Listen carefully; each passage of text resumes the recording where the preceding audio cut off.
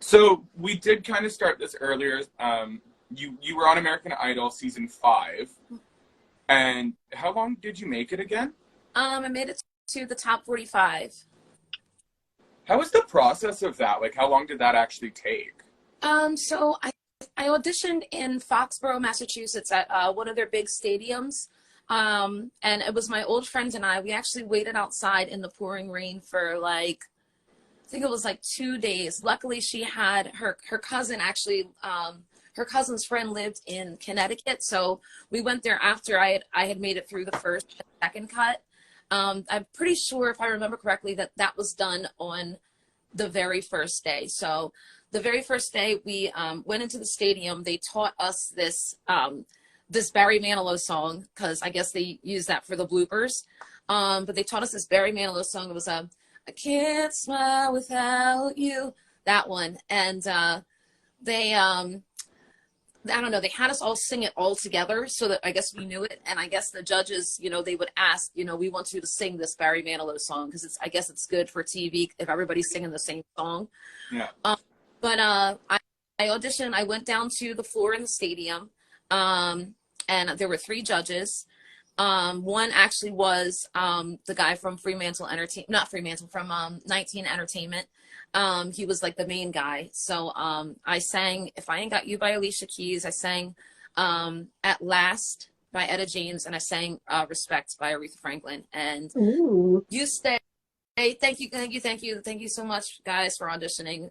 You Stay, and then I had to go and sign a book of paperwork.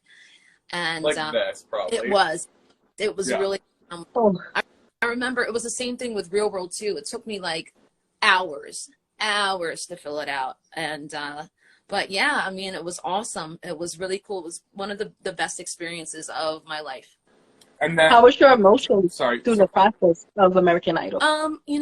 Honestly, I was nervous because I was up against some like real G's. I want to say that my season probably was one of the best seasons ever. Like Daughtry on my season, Catherine McPhee, Ace Young, Paris Bennett,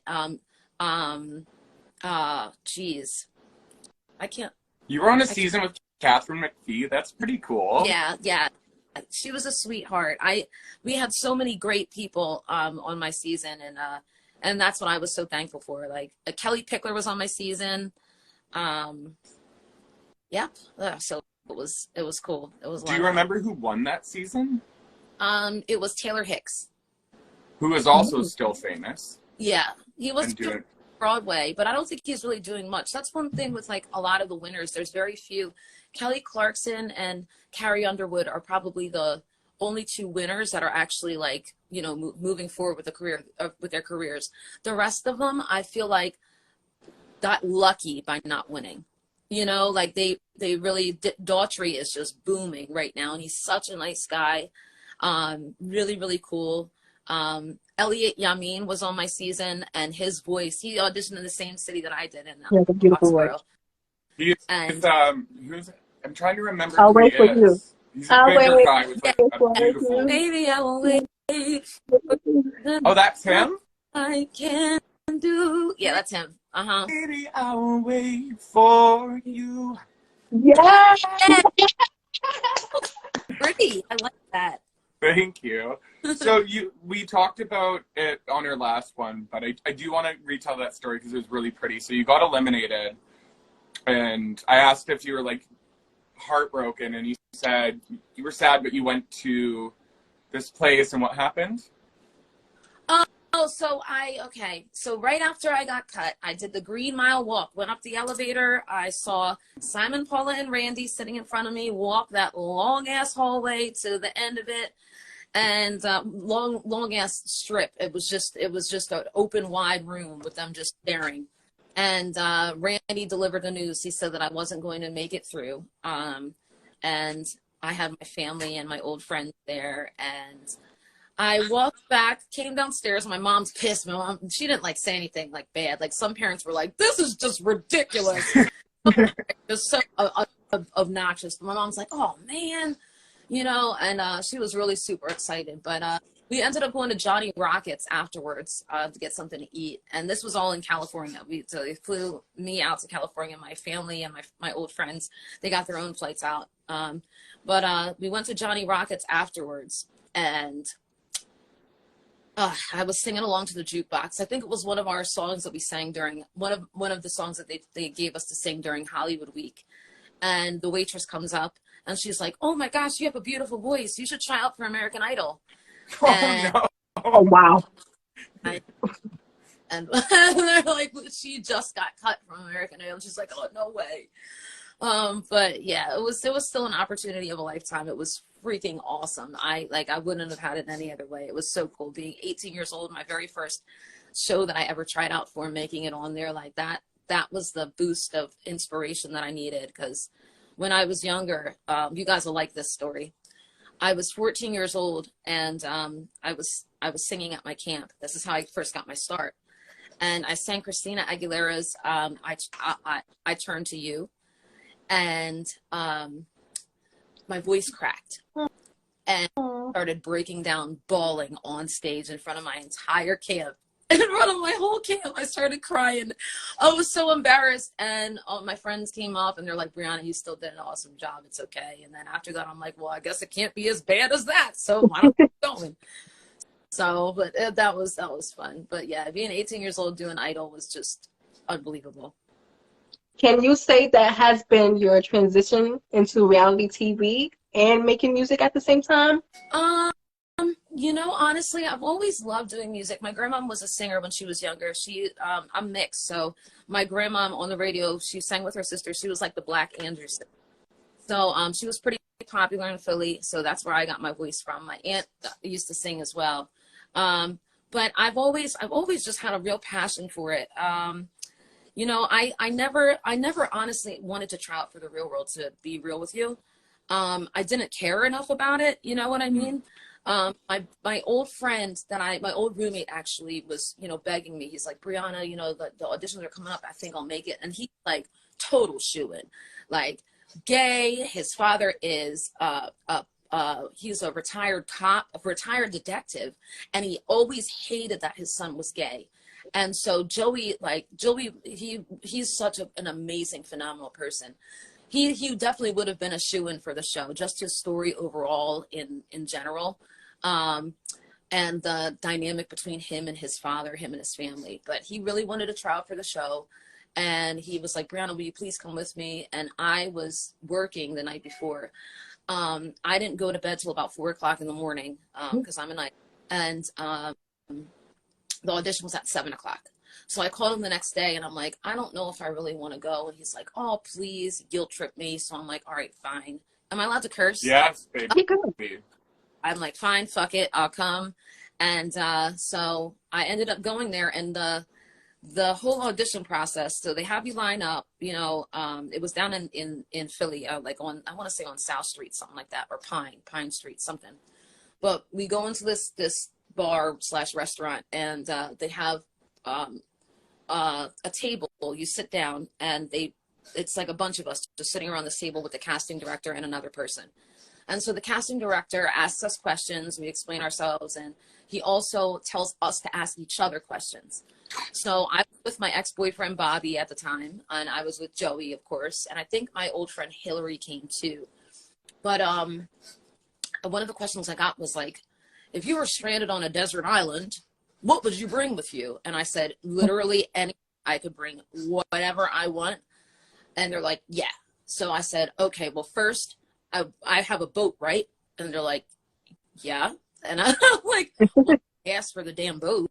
Duh. And I said I would bring, I don't know, like food or something. I'd bring food because I'm fucking stranded. And then I would bring music.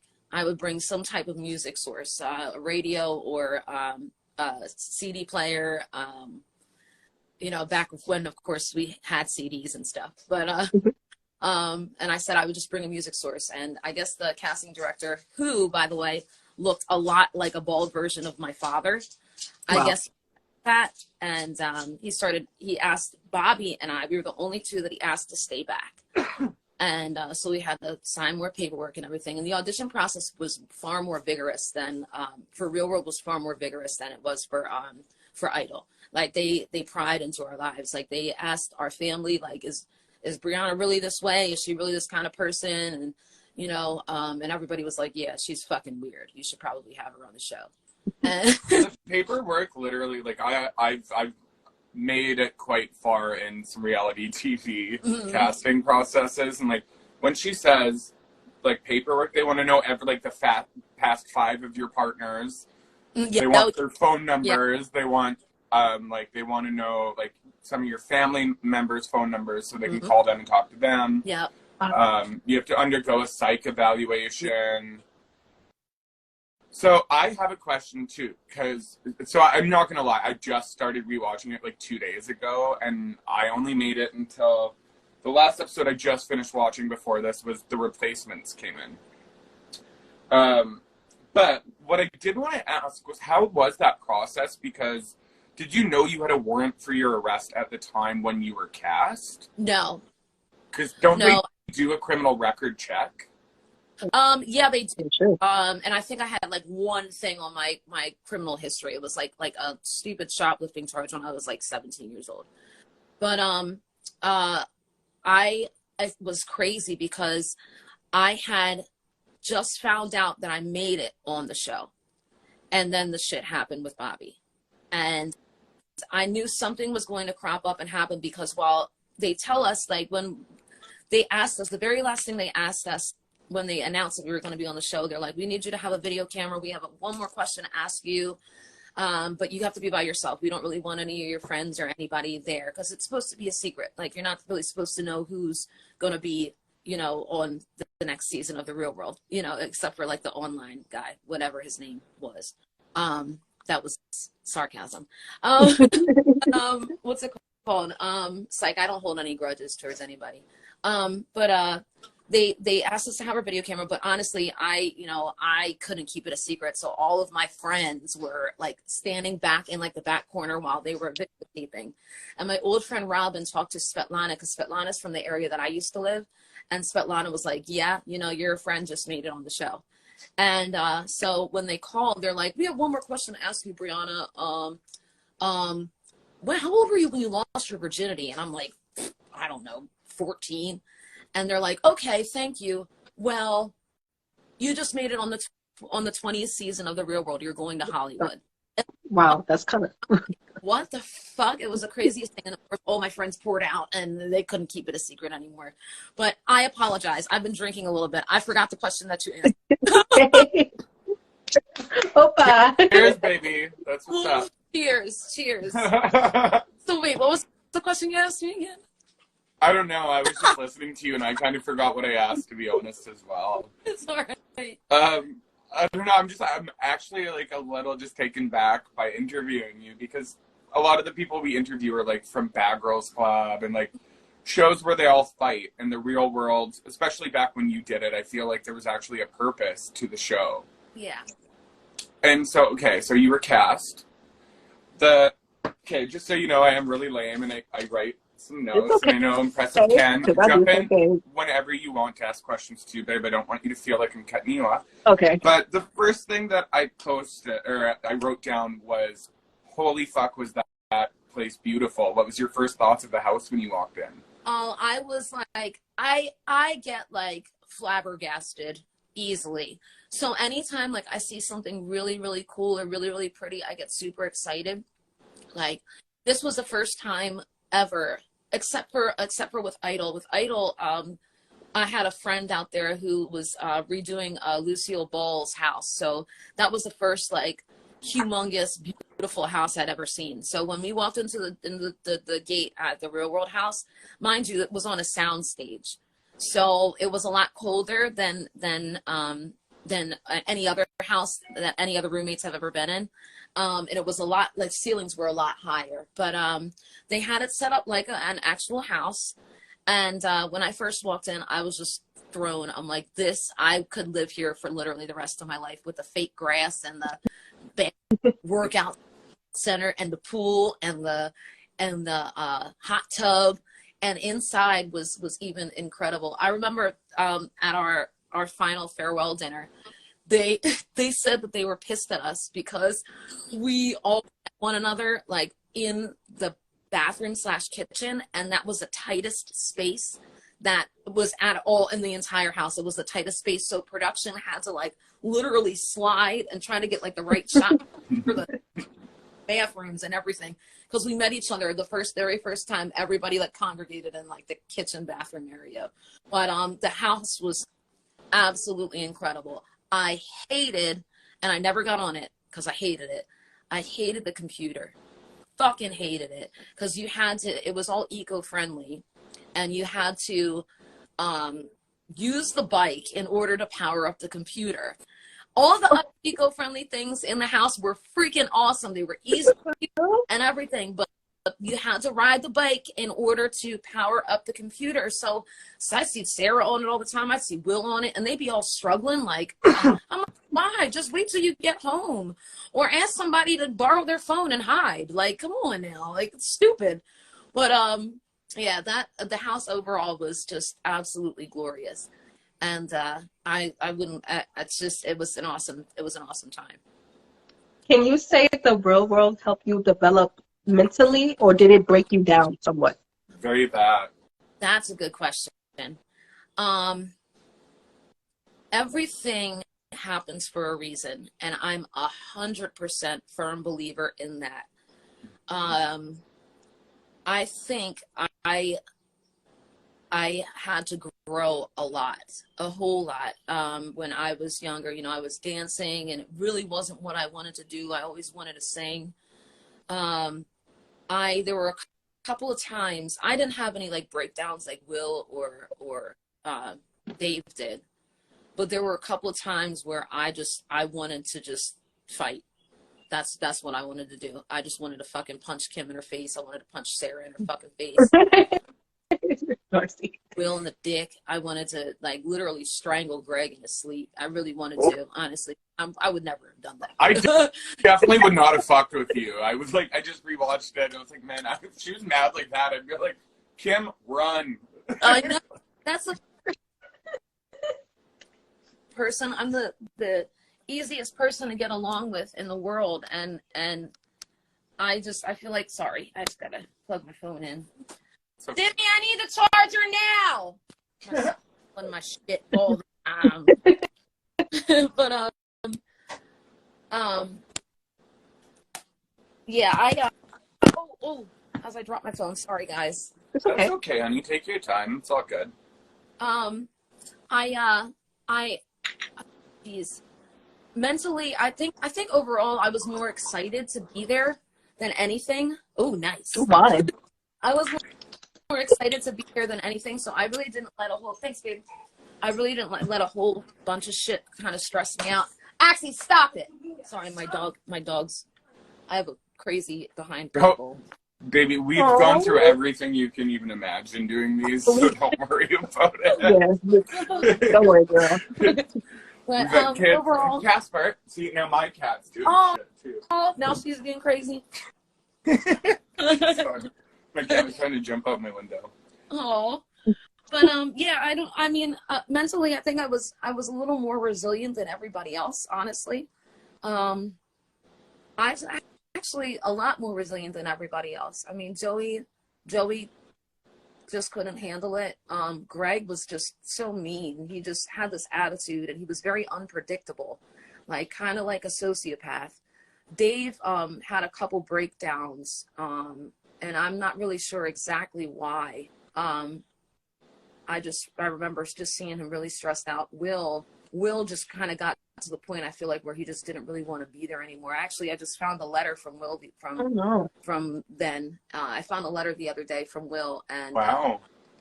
It says a whole bunch of stuff about like how, you know, he's like a chameleon, and he you know, just really tried to just be a mirror to the girls when they were talking shit or they were upset, or, you know, but he had a lot of nice things to say about me in the letter. And but I think overall mentally, I think I was far more resilient than everybody in that house.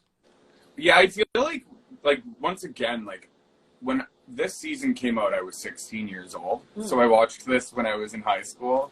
And I only watched this season because, like, for some reason, I just gravitated towards you. I was like, I like that girl. Thank you. She just seems so badass, and I just want to, like, it's like, I want to be her friend. Like, so, anyways, so we do a little rundown. You walk into the house. What was your first feeling with the cameras? Like, was it really overwhelming for you? Oh, wow. So, okay. Well, they had us when we first got there. Oh, it was torture. The plane that I was on lost my luggage. So they put us up at a hotel before they had to debrief us and everything, brief us, whatever. And so they had one of the production crews, one of the people that works for Bunim Murray, they had them pick us up from the airport. And they dropped us off at a hotel. We all stayed at different hotels because they didn't want us to meet one another beforehand. So I finally got my luggage. Thank God they worked their asses off for me to find my luggage. It was like, I don't know, got switched to some Asian man's name, and I'm like, how do you fuck that up? Like, how do you like? And you could read it and tell. Like, I'm like, how can you fuck that up? Like, I'm a girl first of all, and I'm like, I'm light skinned. It was crazy, but so they had us in a hotel, and then they finally picked us up. I got my luggage back. The luggage was already waiting at the house, and they told us, and when they pick us up in the van, they said, okay, we're going to mic you up, and then after this, we're not allowed to talk to you. And we were only allowed to talk to one person, and that was like the director, the person that oversaw, the filming, everything like that. That was I think those are referred to as handlers. Huh? I think they're referred to as handlers. Yeah, I think so. Yeah. Yeah. But so pretty much they mic'd me up, and they said, what we want you to do is walk down Hollywood Boulevard and you'll see your roommate. So I'm like, okay. Like, what am I looking for? Is there a distinctive, like, should I look for a certain color shirt? I mean, what does he kind of look like? And I just start walking, and I have the camera right in front of my face. I'm holding my little carry-on bag, this camera right in front of my face, and I walk right past Will.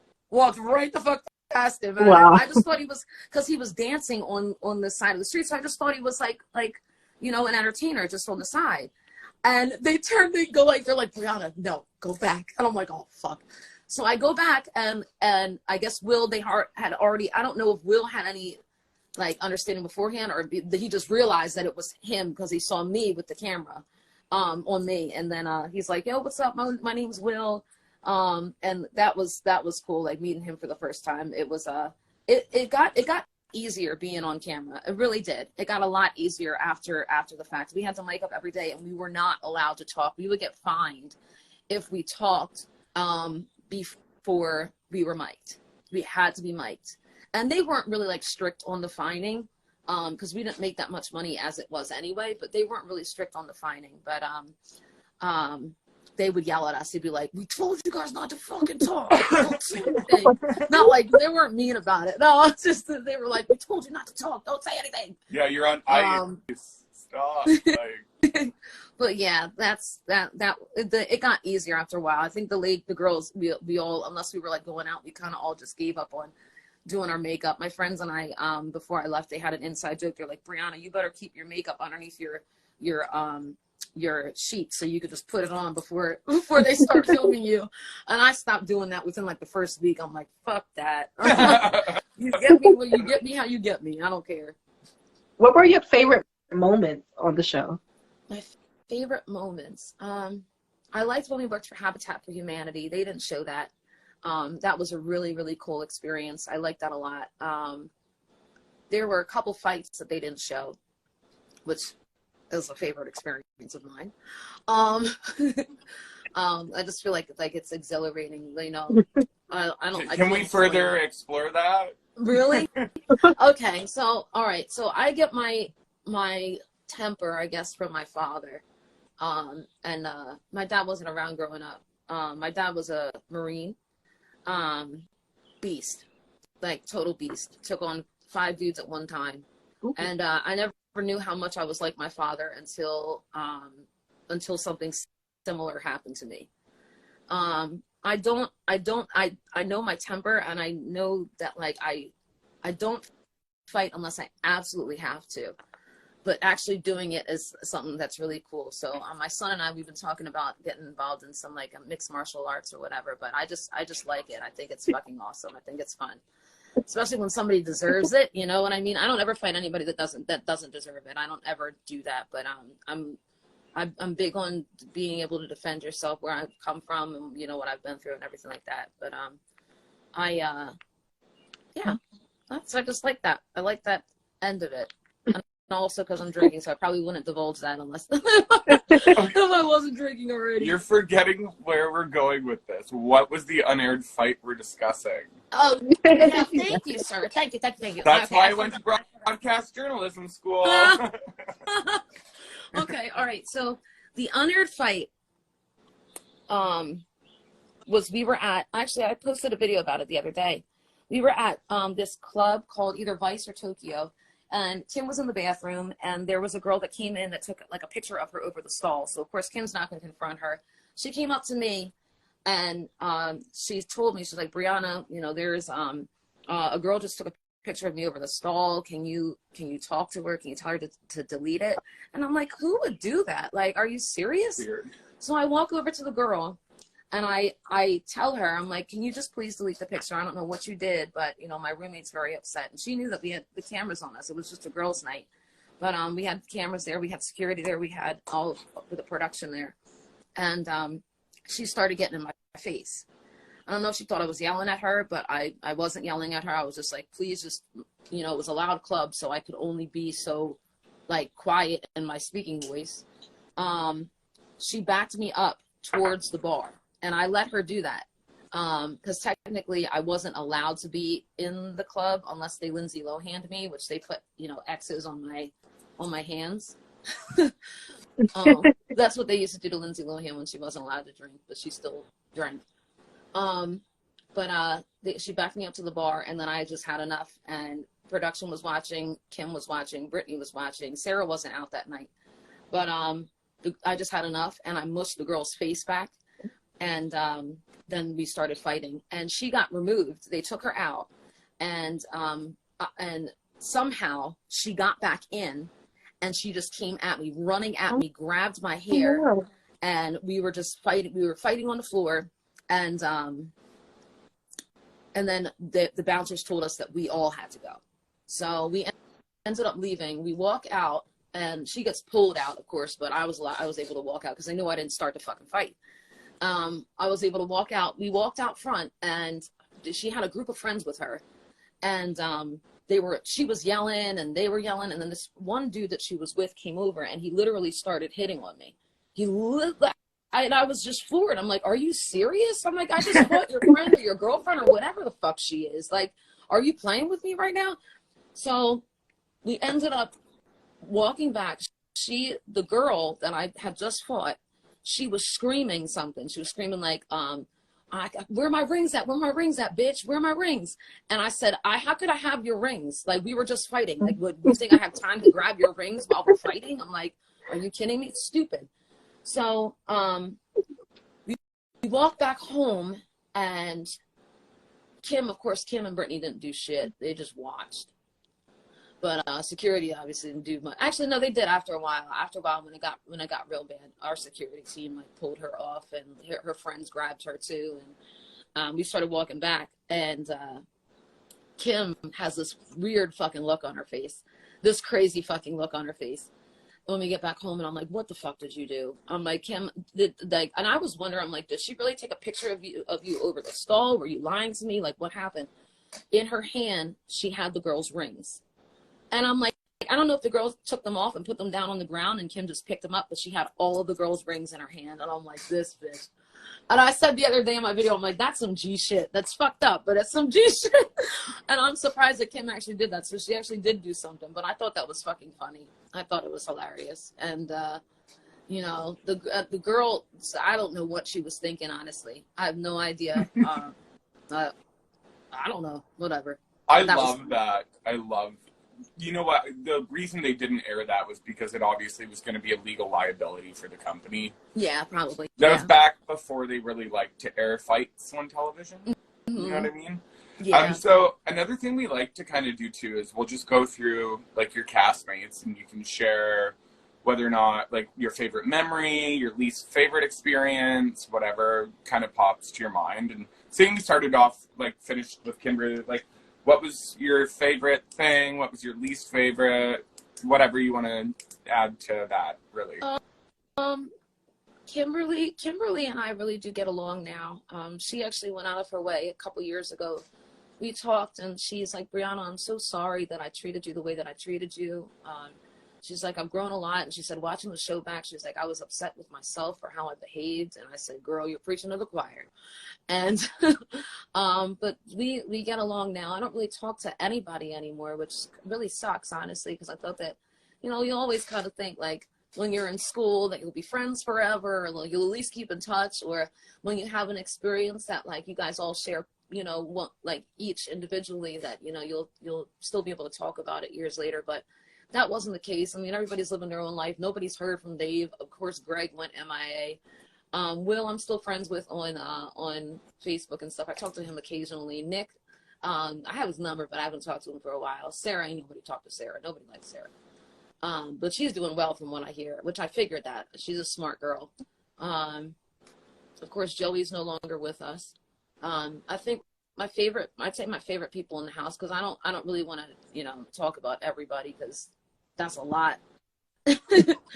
But there's only 7 of you. What are you talking about? Yeah, I know. And half of them fucking left.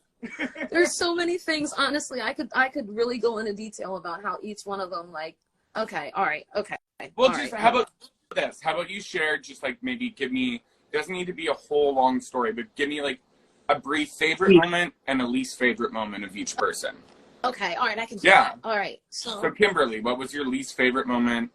And then we'll do the favorite moment, so we're not ending it on a bitter note. All right, sounds good. I like that. I like that, Darcy Daniel. So my favorite moment with Kim, my least favorite moment with Kim was when she told me to get back on my pole, because she also told me earlier, she's like, can you teach me how to pole dance? I'm like, well, which one is it, bitch? Which one you want? So then, so my favorite moment with Kim was when she got drunk. We went to Area. She was just a bombed mess, and I love her when she's drunk. She's just so free and fun. My favorite moment with Sarah, none. My least favorite moment with Sarah, all of them. My favorite moment with Will. I had a lot of favorite moments with Will. We just really clicked. We really connected. Yeah, because he actually came back to your hometown with you when you had to go to court. Yeah. That was so funny. Can I ask I hate to sidetrack questions, but how was that? Did they put you in hotels, or did you stay at like your house? I stayed at my house. We both stayed at my house. He stayed with you? Yeah. In production, Wade went to a hotel because there was a hotel right up the road, so that's where they stayed. But yeah, Will stayed at my house. They didn't care, you know, because they couldn't monitor us all freaking night, so they didn't care if we talked afterwards and everything. But we stayed up for a little while, and we talked about, you know, what we were gonna do when we got back, and like different ideas. Because Will and I were really like passionate about the whole, you know, pursuing our music and everything like that. So we really tried to connect on that level. And, you know, of course we talked about what was going on with like Greg and everything like that, and how both me and Will, we really tried to understand Greg. We both really did. Like, Will and Greg were actually really cool for a little time. I was really cool with Greg, but everybody else just didn't like him. And then none of us liked him. But so what was your least favorite moment with Greg? With Greg? Oh gosh. Because I watched it, and I saw you really did try. Mm-hmm. Like, you know, when Dave came up, and like Dave and Will made a statement, I believe, that was like, even your dead dad knows you're the F word, and you were like, which is a little intense, but I really appreciated that you reached out and were like, I'm not okay with that. I'm not taking sides. Yeah. So, like, I think everyone saw that even though he wasn't, like, the coolest guy towards any of you, you still tried. So, like, what do you have any least favorite or favorite memories with him? Well, actually, the least favorite memory I have was when Greg left. Because to be honest with you, I mean, we were all put on that show for a reason. And I wasn't allowed to have a say in whether he stayed or good, because whether he stayed or left, because I was back in Philly for a second time. So I didn't get a choice at all. And I called the house and I talked to Sarah, and Sarah said, Greg's gone. And I'm like, I would have honestly, even though we didn't get along, I would have stuck up for him, you know, because he made it on the show fair and square, you know, like, even though he was an online vote, I don't, you know, that's just he still made it on. I don't care what he did to get that vote. If he clicked vote all day long, you know, he still put the work in, you know, and he deserved to be there. So I would have stuck up for him. That's my least favorite memory, because I wish I could have stuck up for him, because his time got cut too short. It wasn't really fair. What about your favorite memory? Greg could cook. Oh my gosh. He could really, really cook. Anything. You know, as much as he got on my nerves, he was very comfortable being himself, and he didn't mind. He reminds me a lot of my older sister, who I can't stand. And I think that's why I don't really care for him too much. But I have to have a bit of, like, you know, respect in the fact that, like, nobody swayed him. Like, he still was genuine and true to himself, even if he was a dick. So we've got 2 people left, other than the replacements. But what about Dave? What was your least favorite memory and your favorite memory with him? Dave, my least favorite memory. I love Dave. Dave is one of my favorites. We actually hung out after we got done filming, because he lived like all of a half an hour away from me. So we would hang out almost every day. Oh, right on. And he would come out and, you know, have sex with my friends and stuff like that, which I don't care. Go ahead, dude. You do you, boo. But so pretty much my least favorite moment, honestly, was when he got beat up at was it Area? That was scary. And that actually, you'll see that by the end of the season. It's one of I think the second to last episode that they show. And Dave got hit in the eye by some random ass dude, and he walked over to me as the first person he came to in the club. He walked over to me, he's like, Brianna, he's like, I don't know what happened. It's like, some guy just hit me, and his eye was already starting to swell up. And I'm like, all right, we gotta go. Let's just get the fuck out of here. So I rounded everybody up. We ended up leaving, and then there was this group of people outside who I talked to the one dude. They were his friends with the guy that hit Dave. And I talked to the one dude, and I'm like, yo, what's going on? What the fuck happened? He's like, I'm sorry. He's like, I didn't, you know, I don't know. I'm finding out everything like that. And I shook his hand. So come to find out, everybody gets outside. Dave is out there just standing, talking to the girl that he was with, who she wasn't the reason. I mean, there's no reason for you to fight somebody. The girl chooses to be with Dave. Leave her the fuck alone. Let her do what she wants to do. She was a really sweet girl. That's how the fight started, how Dave got suckered in the eye. But the other kid that hit him walks outside with another one of his friends, and the fight starts again. And the same guy that I shook his hand picks Dave up and slams him on the ground. And Dave's just laying there. And that's when we all jump in. Will jumps in, Nick jumps in, I jump in, because you don't do that to somebody. Like, he's minding his business. He's fucking standing there. He's not even saying anything. And I don't know if they wanted a couple minutes of what camera time. Yeah. Camera time. Nobody knows who the fuck they are. Even if I were to see them now, I wouldn't recognize who the fuck they were. But, well, they probably didn't sign any contracts for their faces to be shown anyways. No, but I think their faces were shown. I think, you know, because they could have gotten in a lot of trouble as far as the police were concerned. The police never came, you know, because I told everybody, I'm like, let's leave. And I was more concerned about myself being there, because I had been drinking and I didn't want to get an underage. Well, because I was you weren't supposed to be, right? Yeah. No. But I didn't drink there. I wasn't drinking there. I was like that serious at Area. I wasn't drinking. They did X my hands, and they would not serve me. I just drank by myself beforehand. So what's your favorite memory with Dave? With Dave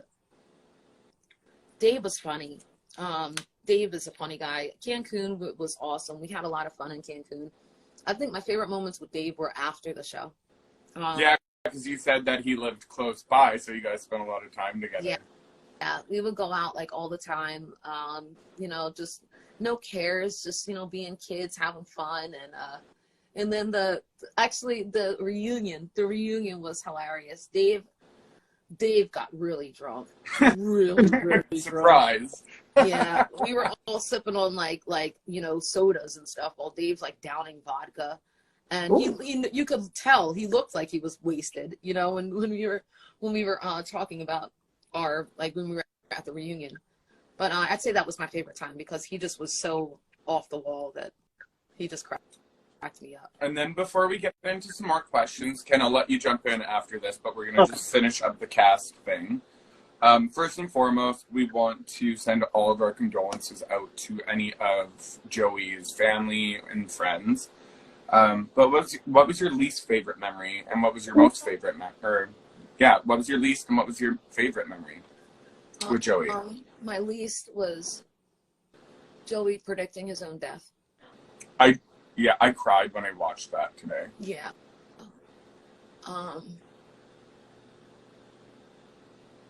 He was like such a great person, and it still hurts. I remember finding out about it. My boyfriend at the time, we were out to eat, and honestly, to be real with you, I was going through my own battle, my own addictions, and he told me that Joey had died, and I couldn't believe it. It took me like actually a long time to even get over it, and even now, like crying, I'm still not over it. You know, it was just scary. I mean, he predicted it, he knew it, and I didn't listen, and I was trying to talk to him and tell him, and you know, that I wished him well, I wanted him to get help, but there's just deeper demons. It doesn't matter how many times. Oh my gosh, there's a bee in here. It doesn't matter how many times you go to rehab. If you cannot attack those demons, then it doesn't matter. Yeah, it's just rehab doesn't do anything for a person that doesn't want to change. Can't change. Yeah, exactly. And the problem with Joey is that Joey really wanted to, but he wasn't surrounded by the best people. I remember a couple of his friends that I thought were really, really positive for him. I think he had a friend named John, and I love John. I thought he was really sweet, really cute, and he really had Joey's best interest in mind. But then there were a couple other ones, and Joey used to tell me stories about them that he's like, I have to get away from them. I can't be around them. And he just didn't happen. And then he had a baby, and died. And it sucks, you know. I think. And that was only 4 years, I believe, after he filmed with you, wasn't it? Oh no, it was. Oh my gosh, it was so. It says that he died 2012, and you guys filmed in 2008. So yeah, what's that? 5? 10 years ago. So we're actually 11 years ago. So we're in 2023. So yeah. No, but I mean, like between filming and his death, it was only 4 or 5 years, right? Yeah, 4 years. Yeah, and I knew something like that was. I knew something was going to go bad because it went to his head. There was a time that I really got upset with him because his manager called me and asked me if I wanted to do an appearance with Joey. And I said, if Joey wants to do an appearance, then why doesn't he just call me? I'd like to talk to him anyway. I haven't talked to him in God knows how long. I'm like, he doesn't need, you to call me. I'm like, I appreciate it, but, I would rather talk to Joey, on my own. Mm-hmm. Yeah. And, I don't know, it just went all downhill, and he got really fucked up, and I know it was an overdose, and that's crazy. It's just wild to me that he predicted his own death, and a lot of people do. Yeah, we can hear you. Okay, I just got an emergency BC alert. Okay. I don't think I think it was a test, but sorry, all right. I glitched out. Listen. But So I wanted to also mention, like, he was also on Celebrity Rehab with Dr. Drew, where, you know, we thought maybe he would have gotten some extra help, but clearly that didn't, you know, pan out for him. And once again, we want to send our condolences to everybody that knew him. It's a very sad situation. But let's switch that topic to what was your favorite memory with Joey? Joey had this friend named Earthquake, and that was his nickname. Joey had that was his nickname. We called him Earthquake, and they would always talk about like wrestling moves. Like Earthquake would like. I never met Earthquake, but he just sounded like an incredible dude. I think he was like this chubby guy who just was really freaking funny. And Joey would imitate Earthquake, and I think that's what we all remembered, honestly, with Joey. Joey would give the shirt off his back. He was the sweetest person, but honestly, when he drank, he was totally different, like bipolar. You're scary. It is scary, and actually it's messed up because I know there's a lot of people that are like that and they don't realize that they're like it, and especially with men think that it's funny, like, oh, you know, I turn into this other person when I drink. My friends think it's funny, you know, it's not that big of a deal, but it is a big deal, especially if you're not remembering what the fuck you do the night before. And that there was a lot of times Joey would wake up and be like, oh my gosh, and that would make him. Joey had already had a self-esteem issue as it was, so it made it even worse when he knew that he did something wrong or he acted out of character, and he would kick himself all the time. He would instead of saying, all right, fuck it, it happened, let me just do better today, he would really go over in his mind over and over and over again about what he did wrong, and just I just felt so bad for him. Because even those scenes where, like, that night he was so fucked up that he was, like, screaming and, like, threatening to punch Sarah and Kim, like, just watching that made me so, like, I can only imagine, because those girls are, like, I don't want to sound like an asshole, but they're white, prissy girls from, like, privileged families who've probably never been in a fight. Like, they were probably fucking, like, traumatized from that. Yeah. Because, like, I'm used to fighting and I'm used to, like, a cha-cha, but, like, just watching that, like, I would have been really scared being there. Like, even of course, Dave watching him, like, Dave was kind of like, whoa, you know? Yeah. That's but when I wasn't there. That whole thing happened the second time that I had to leave. I had to go back home. That all happened when I wasn't there. So that's when I talked to Sarah on the phone and found out told Greg you went to rehab. and Joey. Yeah. Yeah. Mm-hmm. Empress.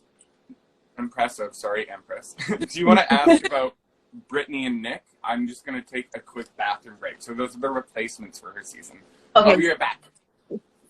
All right. So before my last question, I'm going to ask those questions. So with Brittany, what was your favorite moment? Brittany is so much fun. Like, I'm so proud of her. I see all the things she's doing right now, and I'm so like, I'm so freaking proud of her. I knew she was gonna, you know, end up doing big things. She's been in a couple movies now. She's been in a couple TV shows. I'm so fucking proud of her.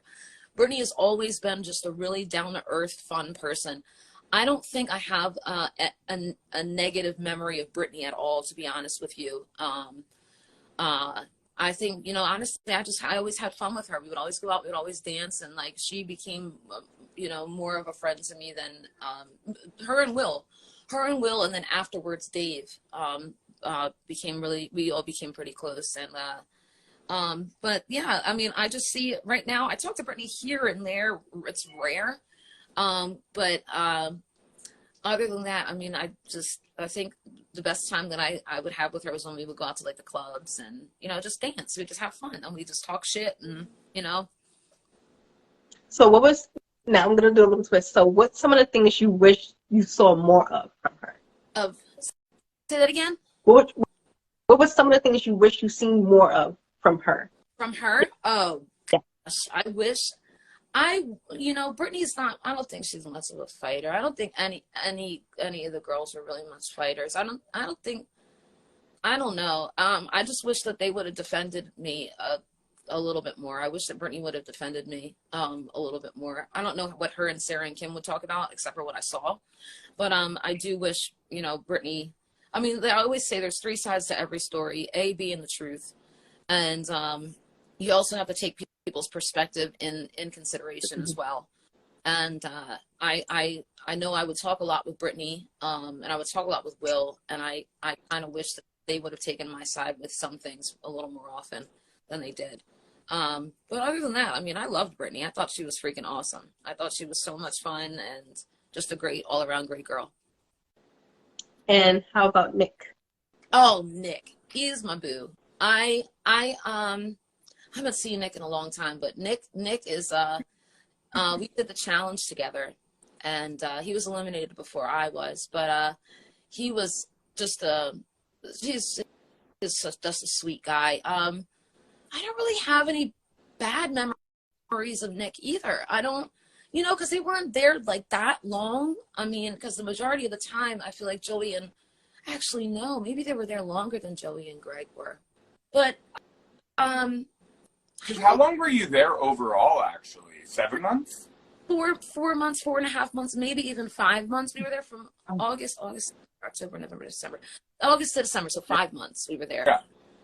But yeah, I don't know, but I guess then I think to myself, I'm like, well, that's probably why they didn't initially get casted, Brittany and Nick, because they weren't that really exciting, I suppose. And I feel, Brittany's doing such great things. I'm not sure what Nick's doing, but I think that's probably what it is. And Greg didn't make it because he was the online winner. Apparently, some beef, some gossip. This is not gossip, it's knowledge now. But Greg wasn't actually the original online winner. There was another online winner, but he just didn't fit our cast. So Really? Greg was the runner-up. And Dave used to say that all the time. He used to throw that in Greg's face all the time. You shouldn't even be here. You don't deserve to be here. Aww. Yeah, with Nick and Brittany, there wasn't anything really eventful that ever happened with either one of them, which is not a bad thing, nothing good, nothing bad. So if you had a chance to create an album out of the shows you have been on, which show would it be and why? Definitely Real World. Idol, yeah, definitely Real World. There was so much more that they just didn't show. There was so much more that happened, and so many more conversations, and so many more weird, coincidental things. Very weird and coincidental. And that's why I said earlier that I believe everything happens for a reason. When I met Matthew Bear, when I got done recording, when I was actually playing at the Hard Rock, I met Matthew Bear. And then he showed me the song Summertime, and he introduced me to Tomas Costanza of Chamberlain Records. Well, the funny thing is, Kim actually, her ex-boyfriend and one of her close friends actually worked with Tomas. Wow. So we all were brought together in this weird way. And then on top of it, when I got done with the show and I was still doing my music, my Tomas's assistant, Keith played in this band called Royden. Well, don't you know that I found this random drummer, my friend Nick Reckless, who plays with Constantine Maroulis from American Idol now. Oh, I know who that is. Yeah, and so he plays with Constantine, and Nick used to play in the band Royden before Keith joined the band. Wow, full circle. Full circle. Everything happens for a reason, and that's why I'm like, I look forward to like my days. I look forward to what the future holds, because like we it's all 7 degrees to Kevin Bacon. I swear to God, that's what it is. God. Okay. Oh, I lost you. I can't hear you.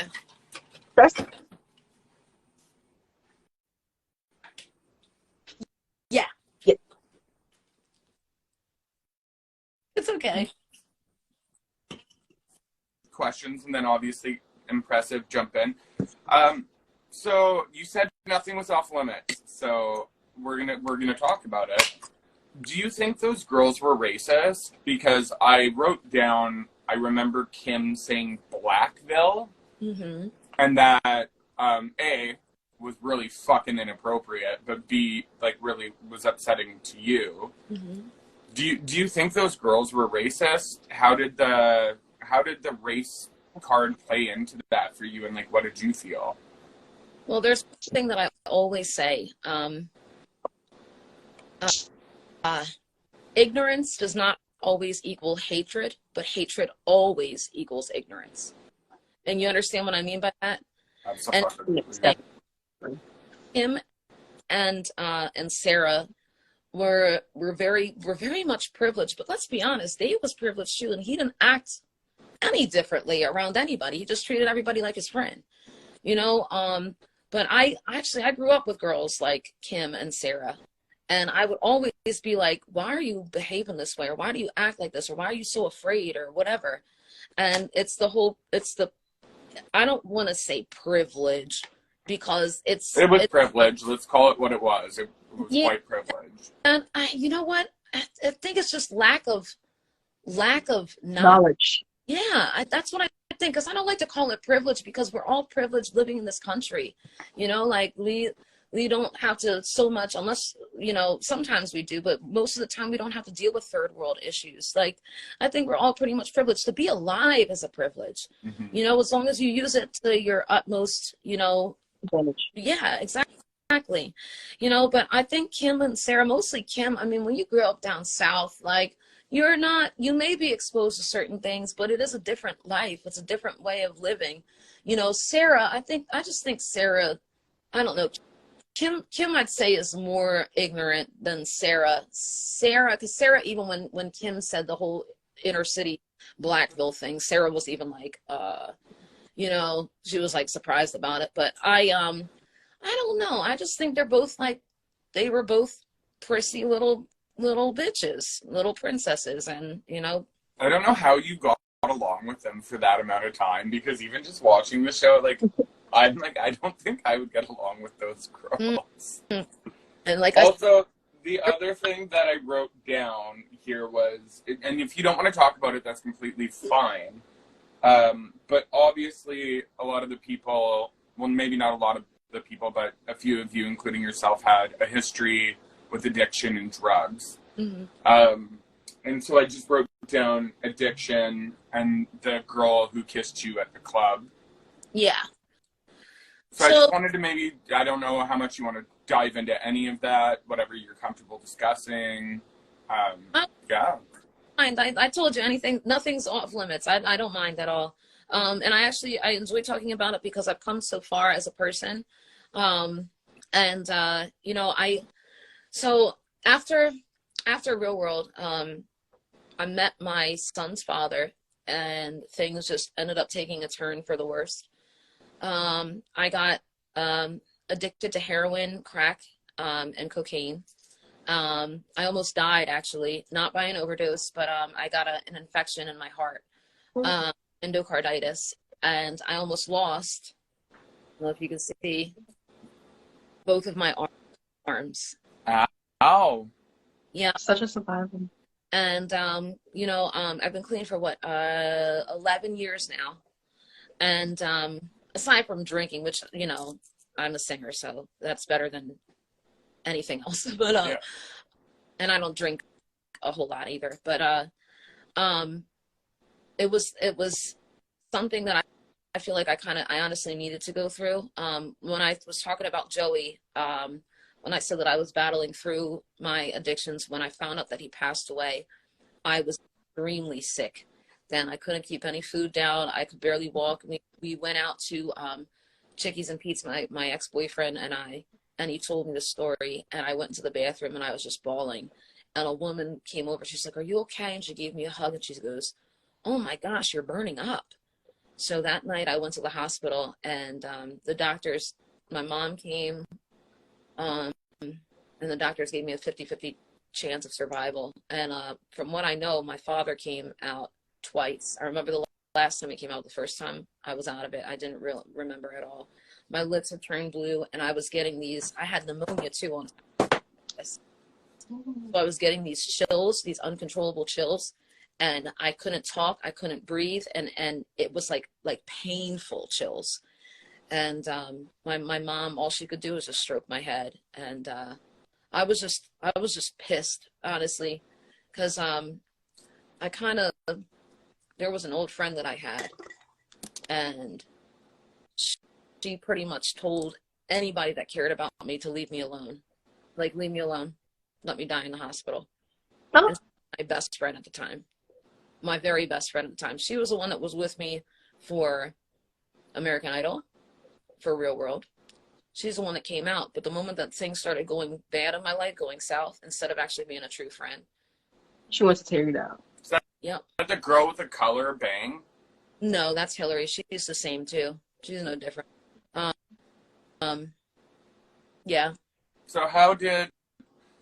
I'm glad to hear that you got clean. Like, that just touches my heart, because I've also dealt with a lot of addiction problems throughout my life, with a lot of my friends, a lot of my family members. Mm-hmm. I recently just lost 2 of my best friends to addiction within 2 months apart. So I've been, like, it's really hard. And I think that's why people don't understand. Like, we're doing this as a reality positivity thing, as we want to express, like, what people go through, what life is like. You guys get to see a very limited part of what actually happens and what life is actually like afterwards. Yeah. Like, it's hard dealing with addiction, especially when you're thrown into the spotlight, I would assume. Do you know what I mean?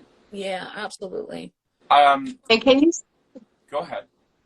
And can you say being in the spotlight triggered some of the things that you went through, or it just took part? It definitely took part. I mean, my sister, the one that I don't get along with, all she did was run her mouth about me. I tried as best as I could to, like, help her and be there for her, and I would even fight for her.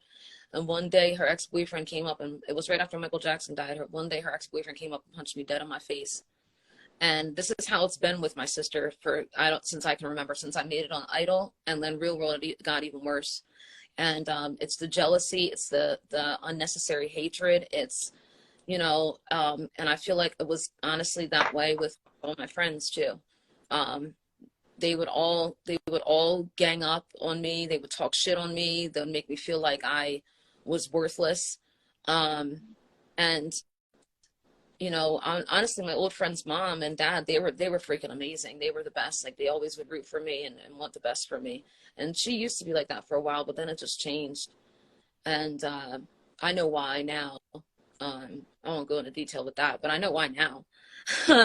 And it makes me laugh, actually. It makes me feel better, because, you know, what is jealousy? Like, what is jealousy? It's a person feeling like you're doing better than they are, or it's a person feeling like they'll never get to where you are, or it's a person literally loathing themselves so that they have to make you feel bad for how much they hate themselves. Mm-hmm. So Very bad. yeah, and that's it, you know. And I noticed that, and I still deal with that, but I see a different perspective of it now. Now that I'm older, and I love it. You have to love it, because it's like, well, clearly I must be worth something.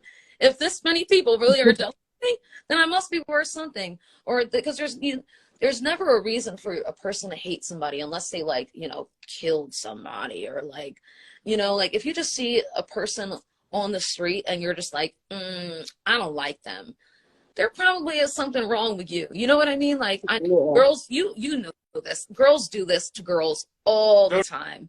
With the gays. Yeah, I know. Just to clarify. It's true. My friend Joey says this all the time. He's like, he said, we're all in the same boat. And it's so unnecessary. Like, why you got to be petty? Like, you don't like me. Why? Because I'm still polite to you. I haven't done anything to you. What, because you think I look better than you? Do you think I get more dates than you do? It's so stupid.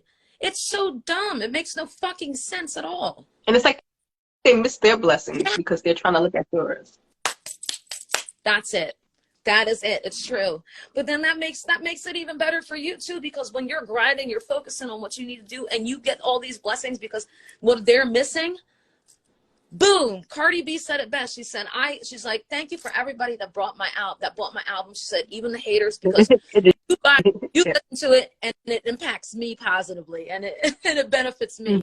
And she's right with that. I love Cardi B. I love me some Cardi B. So I wanted to ask one more question before I move on from the drug topic.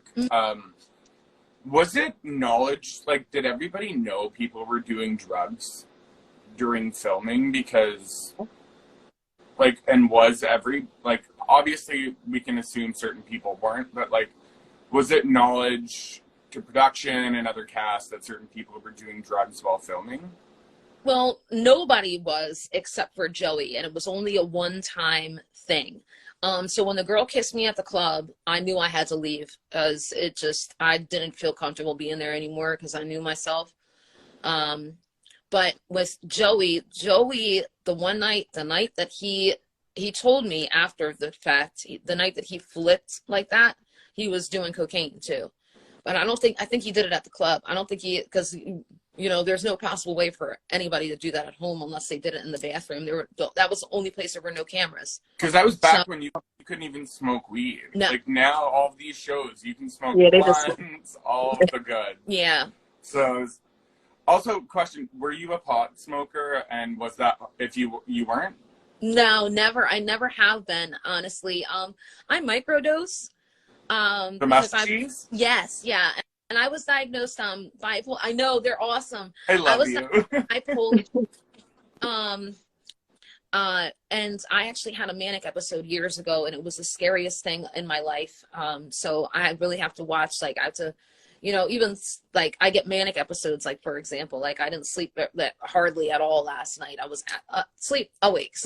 And I noticed with the change of seasons, I get like that, but I do think that mushrooms absolutely, definitely help. Microdosing, though. Not getting, fucking crazy high. Yeah. Empress, do you have any more questions about this show before we move over to the music and stuff? Okay, so my first one is, can you see yourself advocating for others in the future, doing a foundation or going to different schools? Because your story is very powerful and it can help other people. Thank you for that. Yeah, actually, I've thought about that. My church, the pastor has always told me that he wants me to get up and actually share my story. I don't know how exactly I would do it just yet. I'm not afraid of judgment, honestly. Everybody that knows me knows my history, knows how far I've come. And to be honest, to be real with you, I have had one relapse. I did. And I pulled myself, and it wasn't with heroin, but I pulled myself out of it because I realized, there's so much more in my life that I'm so thankful for. I have a great foundation around me, a great supportive foundation around me, and they're not going anywhere, so I don't have to worry. And but I would love to speak to a charity doing. I honestly more so I like dedicating a lot of my time to children because they're the future, and a lot of kids grow up not knowing what self-esteem is, and they get pulled in the wrong directions, and especially having my only son. He's almost 13 years old. He's already in teenage mode, and it scares the shit out of me. But I know he's going to end up making his own choices, but I just hope that I can guide him in the right direction to make the right choices, and that's why I feel like I would much rather want to talk to either people that are already in recovery or people that are trying to recover.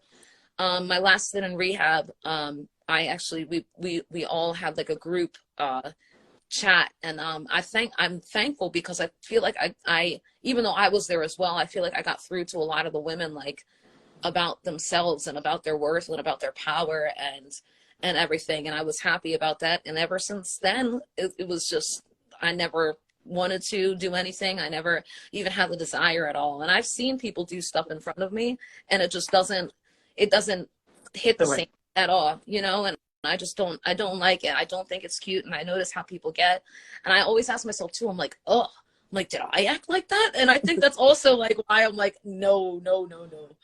But I don't know. Yeah, I would love to. I want to do a public speaking type thing, talk to middle schools, high schools, elementary schools, if they would allow me. I mean, with the other stuff that they're already discussing with kids, I think that drugs should be an honest cut from elementary school. Well, I had DARE. I don't know if that's a Canadian thing because I live in Canada. Okay. So I had that when I was in grade 2. Yeah. We had Spark. Spark was in 5th grade, and then DARE was all throughout school. So okay, the one last thing that I have to ask about this that I noticed I forgot to ask you about was all I wrote was the dick down. What? So you got into a little bit of a little situationship, we'll call it, with, I think you guys called him a ho-ho. Oh yes, that was correct. And so I guess I just wanted to know, were you actually like banging right next to both of them while they were awake? Hell fucking yes, I was. You real with you? Okay, all right, I'm gonna get graphic. Make it my son can't hear me. No, we weren't doing that because his did you hear that one? No, it just didn't work. It was just like flaccid. Oh yeah. But yeah, he was doing other things. So, but yeah, that was happening. Yeah. Looking back on it on TV, do you feel awkward that you did that when they asked you not to, though? They didn't ask me. Did they ask me not to? I must have not heard that because I Yeah, Kimberly said don't have sex in here while we're away. Then I missed that. Oops, sorry. And that's why they were all butthurt about everything. She had sex with Dave so many times in there. That's pretty wild when I was sleeping. Really? Pot calling the kettle black. That's what it is. Yep. And then I'm not going to lie to you. I did not watch the challenge. I've never seen that. So how was the switch over from you going from the real world to the challenge? It was different. I mean, because those people on there, I'll be honest, like they're very proficient in doing what they do. They're not the same people in real life as they are on the challenge because it's a show, and they've learned to heighten their actions. Yep. And I felt, honestly, there were a couple people, don't get me wrong, because it's not all of them. There were a couple people that I really, really fucking liked. Like Derek, I love Derek. Kahada, I love. Gosh, CT's ex-girlfriend that passed away. What's her name? I have no idea. I didn't watch the challenge.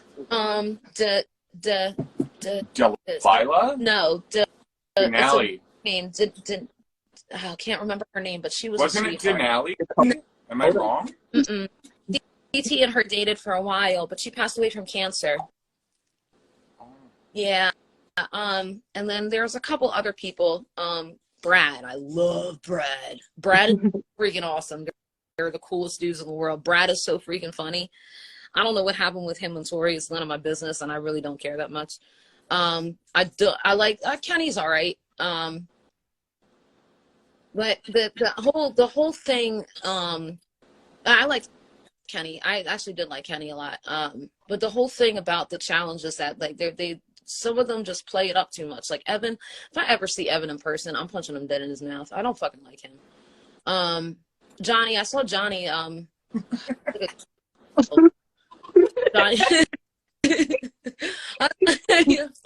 I saw Johnny a couple years ago, and it was nice. It was cool. He was down at Carney's in Cape May because he's friends with the owners and everything like that. Him and Kenny were down there, and they were really sweet. They were really cool. I think even on the show, Johnny gets like misinterpreted sometimes. He plays the game, but he's not like no, he plays the game, so he's kind of a douche.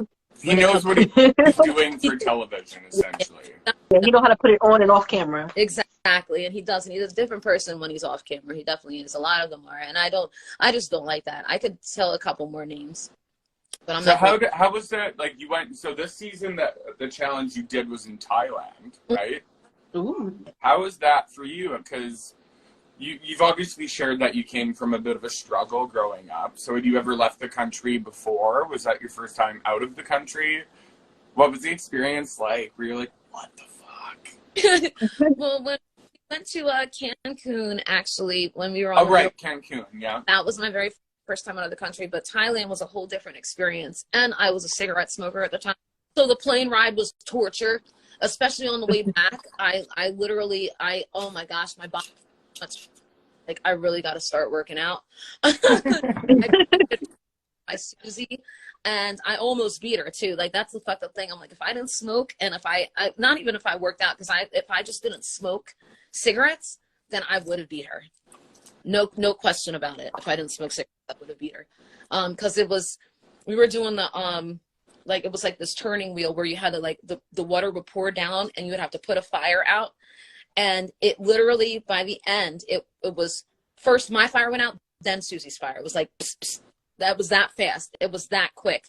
And if I didn't smoke, I would have absolutely beat her. It was really, really cool being in Thailand. It was beautiful. I'm not judging. It's okay. Don't worry. My boyfriend smokes. It's okay. It's all right. I'm not judging. But I'm like, I think about it back and I'm like, oh, fuck. I wish I just quit smoking for that time period. And then I would have been all right. I would have won. But, when being in Thailand, beautiful. I remember us going on this boat ride, and we saw where the movie with Leonardo DiCaprio was filmed. The beach one with all the weed?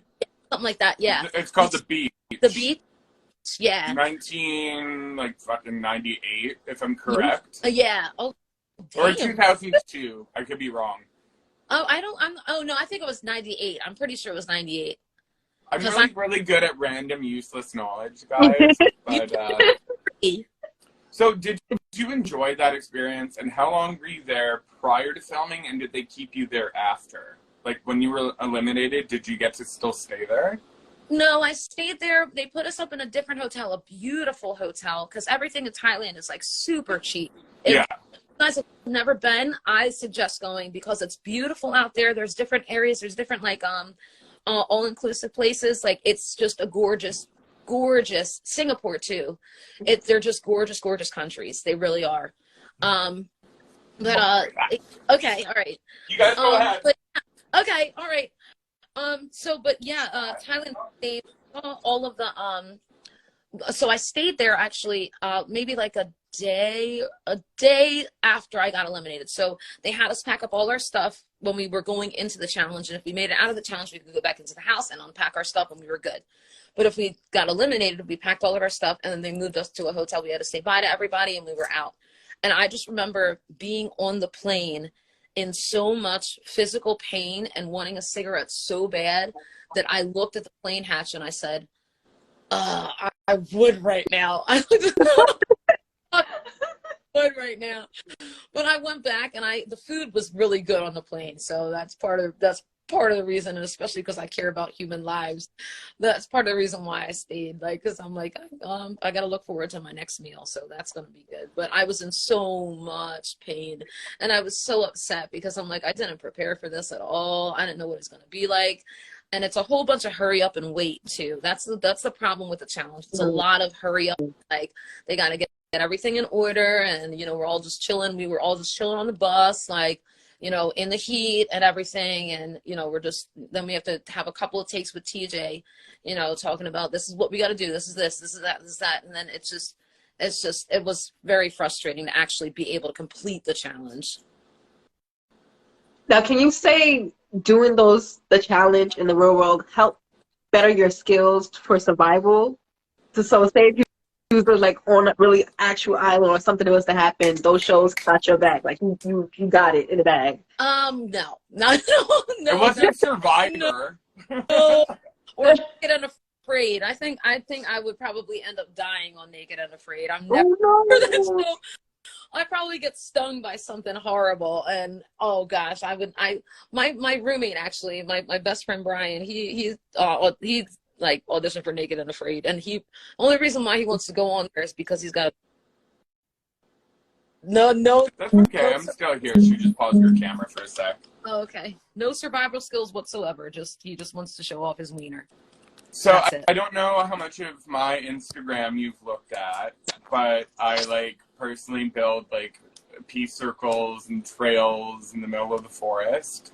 Because I'm kind of like you, and I think, just side note, that's why I related to you. I feel like we had a similar story, and what's your sign? I'm a Gemini. Okay, My that birthday's makes sense. That What are makes you? sense to me. I'm a Pisces. Oh, But yes. we Yes. have like a very Water similar sign. story, and like I don't know. Anyway, sorry, I'm getting sidetracked. I'm now a little wine drunk myself. Yay! I love wine. Go, But I Darcy. was kind of filling time there. But yeah, I built peace circles. But I'm like you. Like, I don't want to fight people unless I absolutely have to. But I swear to God, this last week, people tried me, and I almost beat up like 2 people. I don't blame you. I'm like, just don't, like, I'm not bothering you. Leave me the fuck alone, and we're good. Like, you're I trying don't to disrespect you. You don't disrespect me. We're kosher. Keep it cute. Mm-hmm. We're all adults at this age. Do you know what I mean? Like, Yeah, it's true. So- Right. that is all the questions I have about the show. Do you have any more impressive about the show? So, no, not about the show. Because I want to get into her music now. Yeah, okay. I was Okay, just about to ask, like, what are you currently working on now? Any projects? But, yeah, so transition. Yeah, so right now I'm in school full time at Full Sail University. I'm online. And it's been really rough. It's been hard. I actually thought that I knew a lot more about music until I started taking these classes, and I'm like, oh shit. But it's worth it though, because I really want to expand myself. There's so many avenues in the music industry that people don't realize. Like there's so many people that want to be artists, but they can't. And I actually made a post. My boyfriend said that it was mean, and my mom said it was mean, so I took it down. But I didn't think it was mean. I thought it was honest, because I said, no matter what, like I really will support everybody that pursues their music. If you love it and you're pursuing it and you're working hard at it, I will always like your videos. I said, if I don't share them, I apologize. It's just I'm not really into them, and that's just me being honest. Like, it's just I share what I really connect with. And I mean, is that mean? Is that mean to say, you think? No. You like what you like. It's only right. That's your preference. Yeah. There's also a difference between being a professional musician and an artist and just doing it as a hobby. It's true. And that's the thing that people neglect too. They don't realize that. And I've met so many people that really have no talent whatsoever. None. And that's why, to be honest, calling them all out. Fucking whoop. That's why I like Simon. Old Simon. I liked old Simon Cowell better than new Simon. Well, baby, we were both on those kind of shows, so we get it. Like, I've seen so many people that are just horrid, and you're like, yes. what are you doing? Told you you could sing. Like, I'm not gonna lie to you. I sang Sean Kingston's "Beautiful Girl." Uh-huh. I was 16 years old. I was really fat at the time, and I was super uncomfortable with myself. And I was nervous because, I'm a good singer, but I've always kind of felt weird singing in front of people. Like, Yeah. I'm 32 now, so I'm comfortable doing it. Mm-hmm. Like, I know I have a good voice, so it's fine. But, then I was, shaking. I had jello legs. I was all chubby with my hair kind of looked similar, to be honest, the emo days. But it was not good. I want to know, though, because once again, I fucking love your music. I've listened to Summertime. I've listened to Tragic, 24 Hours of Insults. I've listened to your music since your show aired. I forgot about it for a little bit because you remember how we used to have iPods? That kind of stopped happening. All my old school music was on there, and then I just, I found your music again, and I sing your music in the forest. And how was the process making that after? Because I'm assuming you did it after the show, correct? Yeah, I did Summertime during the show, but afterwards, I was signed with Chamberlain Records. They offered me a deal, and then I was also signed with Universal Motown. Summertime got picked up by Universal Motown. And you can find that on anybody that's watching. You can find that on Apple Music. Just type in Brianna Taylor Summertime, and you can find it. But Story of My Life was my favorite. I love that song so much. The one who wrote that was Matthew Bear. He goes by Matthew Coma. He's married to Hilary Duff now. I know who that is. Yeah. Yeah, and he wrote the song Clarity. 'Cause you are a piece of me. I wish I didn't need. Chasing relentlessly. Still fighting, I don't know why. I love that song.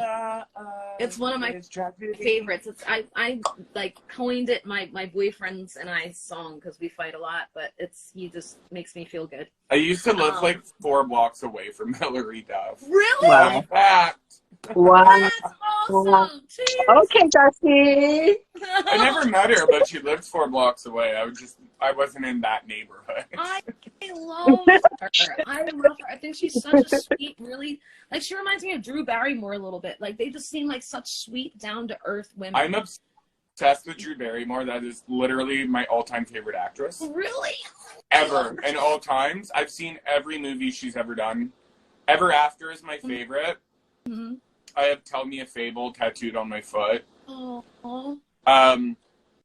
So, sorry, did you say, what was your favorite song, 24 Hours of Insult? No, mine is Story of My Life. I I love was that. so sweet under and upside down. Had a feeling you were taking the Round ride and round, you love me too. Ooh. And no, I don't need your permission. No, I don't need no advice. I won't be under your covers tonight. Yeah. I love God, I'm dying right now. Fill me high. Oh, I love that song. It's my favorite. Actually, right after I got signed,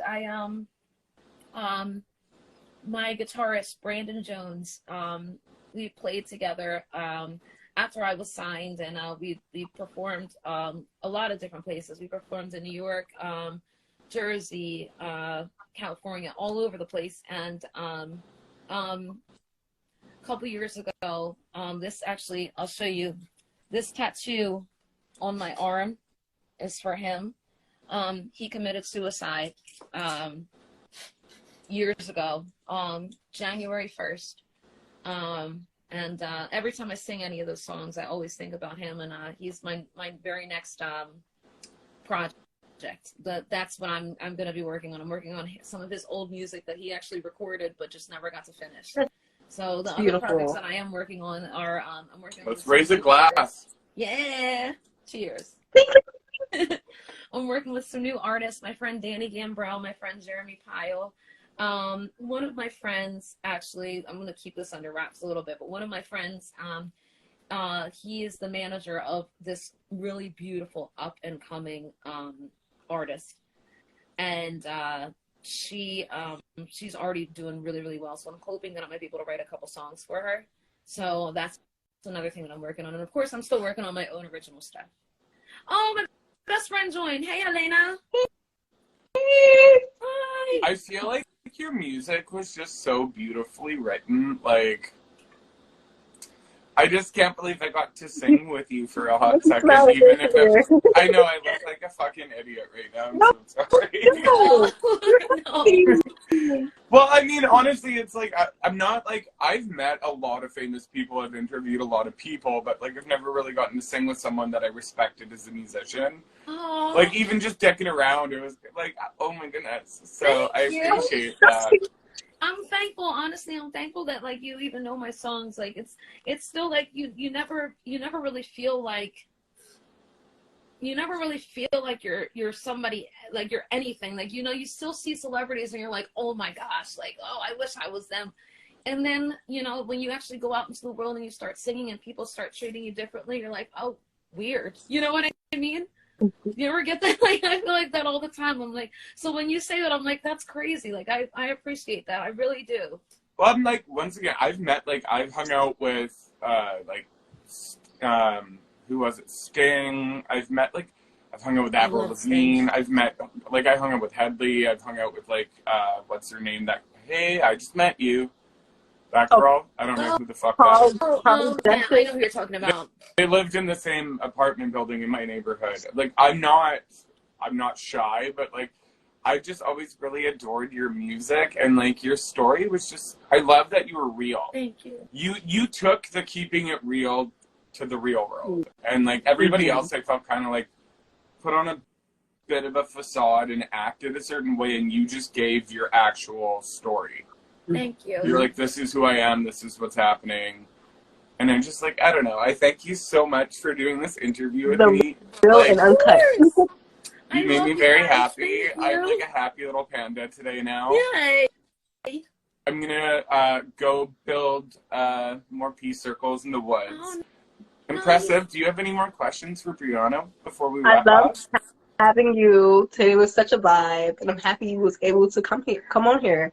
Thank you so much for having me. You guys are freaking phenomenal. Thank you. You're phenomenal, and you're an If you want to do this inspiration. again, we can do it again. I would love to do it again. Maybe when I'm not so giddy, because right now I just feel like a little pig in shit, if I'm being honest. Oh, I don't know. It's like Bad Girls I'm over because they're also negative. The real world Yeah. is a different vibe. Like, Yeah. this is a different kind of show. That those shows are all about fighting and negativity. This Yeah. show is about growth, and I watched you Mhm. grow throughout the show. Mhm.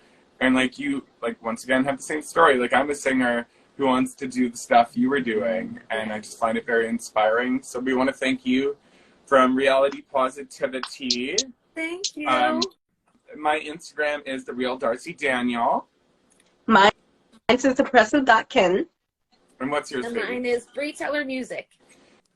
And you guys, it's been a blast. Brianna, thank you so much. Thank We'll talk to you, you, okay? Darcy. Thank you so much. I love you guys. You guys have a great night, okay? I love You you. too.